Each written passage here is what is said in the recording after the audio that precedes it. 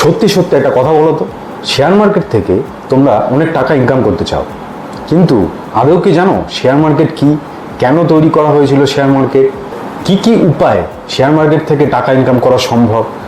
এইসব ছোট ছোট অনেক কিছু নলেজ যেগুলো তোমাদের মধ্যে এখনো বিল্ড হয়নি।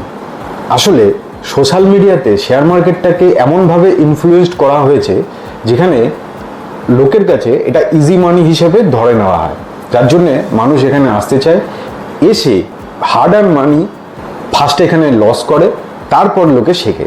সবার ক্ষেত্রে তাই হয়, শুধু তুমি একা নও। শেয়ার মার্কেটে কোনো স্টেপ এগানোর আগে পুরোটা ভালোভাবে শিখে তারপরেই এগানোটা খুবই বুদ্ধিমানের কাজ। একদম শেয়ার মার্কেটের বেসিক থেকে অ্যাডভান্স লেভেল অবধি এমনভাবে তোমাদেরকে প্রিপেয়ার করার চেষ্টা করব, তোমরা যদি আমাকে সাপোর্ট করো, আমার সাথে যদি তুমি থাকো, এতটা আমি তোমাদেরকে কনফিডেন্ট বিল্ড করিয়ে দেবো যে একটা চার্ট দেখে, যা এখন মাথার উপর দিয়ে চলে যায়, ওই চার্ট দেখে প্রাইস অ্যাকশন বুঝে তোমরা নিজেরা ডিসিশন নিতে পারবে যে মার্কেট কোন দিকে মুভ করছে, কোন দিকে আমাদের যাওয়া দরকার। অ্যাডভান্স লেভেল অবধি যাওয়ার আগে আমাদের শুরু করা উচিত একদম বেসিক থেকে। তাই আজকের টপিক শেয়ার মার্কেট কি, একদম বেসিক থেকে আমরা জানার চেষ্টা করব। তোমাদের সাথে ভালো করে আমি যাতে জুড়ে আপডেট শেয়ার করতে পারি, তার জন্য ফেসবুকে একটা পেজ বানিয়েছি যার নাম techno Shubho tube share market academy. তোমরা গিয়ে পেজটাকে ফলো অবশ্যই করে রাখবে, ভিডিওটাকে লাইক করে চ্যানেলটাকে সাবস্ক্রাইব অবশ্যই করে রেখে দাও। তো welcome to my channel techno Shubho tube, শিখবো সিম্পলি নো তামঝাম।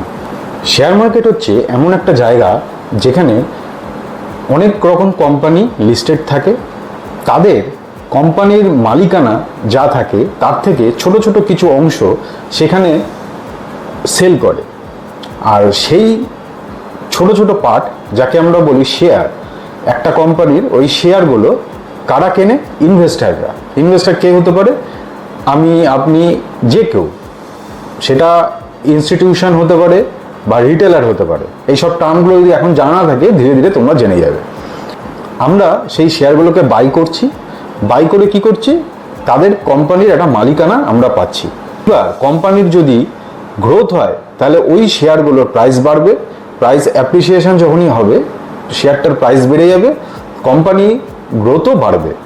প্যারালালি সেই কোম্পানির ক্যাপিটালাইজেশন যা আছে, মার্কেট ক্যাপ আর প্লাস হচ্ছে শেয়ার, প্রত্যেকটা জিনিসের দামও প্যারালালি বাড়তে থাকে। এবার শেয়ারের দাম যদি বাড়ে, এবার আমি যে শেয়ারটা বাই করলাম সেইটার প্রাইসও যখন বাড়বে, আমি চাইলে সেটা যদি আমি সেল করি, সেল করার পরে যে দামে আমি কিনেছি আর যে দামে আমি বেচলাম তার যে ডিফারেন্স, সেটাই আমার প্রফিট বা লস।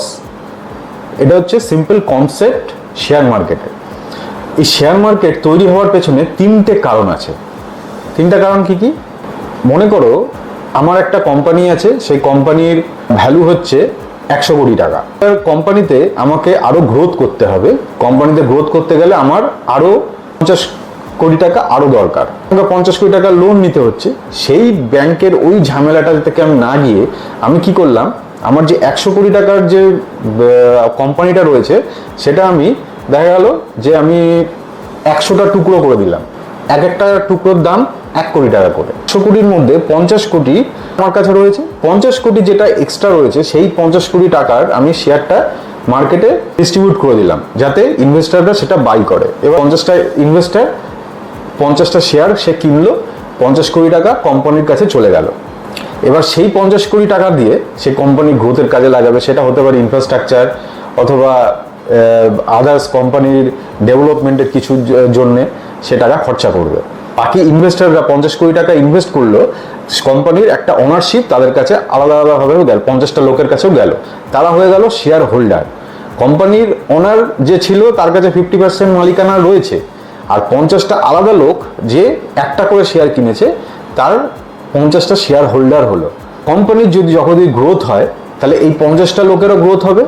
তাহলে আমরা দেখলাম যে ব্যাংকের ওই ঝামেলা, লোন নেওয়ার ঝামেলা না নিয়ে কোম্পানির ওনার কি করলো, শেয়ারটাকে ডিস্ট্রিবিউট করলো, সেখান থেকে টাকাটা সে পেয়ে গেল। এটা হলো গিয়ে কোম্পানি, এটা বিজনেস পার্সপেক্টিভসে দিক থেকে দেখতে গেলে বিজনেসম্যানের লাভ।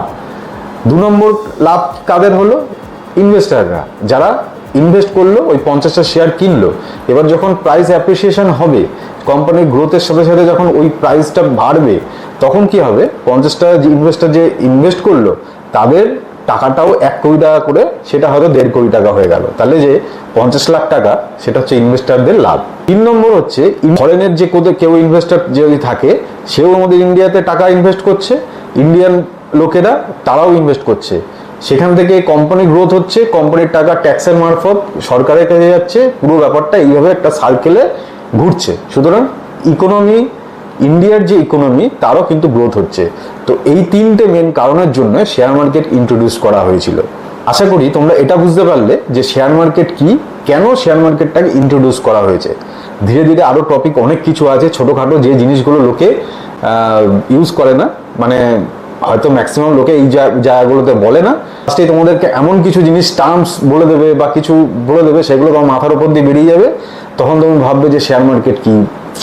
আমি একদম শুরু থেকে শুরু করছি যাতে তোমাদের কারোর কোনো অসুবিধা না হয়। শেয়ার মার্কেট কি থেকে তোমরা নিজেরা এখান থেকে ইনকাম করবে সমস্ত রাস্তা আমি তোমাদের জন্য করে রেখেছি। ফিউচারে অনেক কিছু করার প্ল্যান আছে, শুধু তোমাদের সাপোর্টটা চাই। দেখা হবে পরের ভিডিওতে আবার একটা নতুন কোনো টপিক নিয়ে।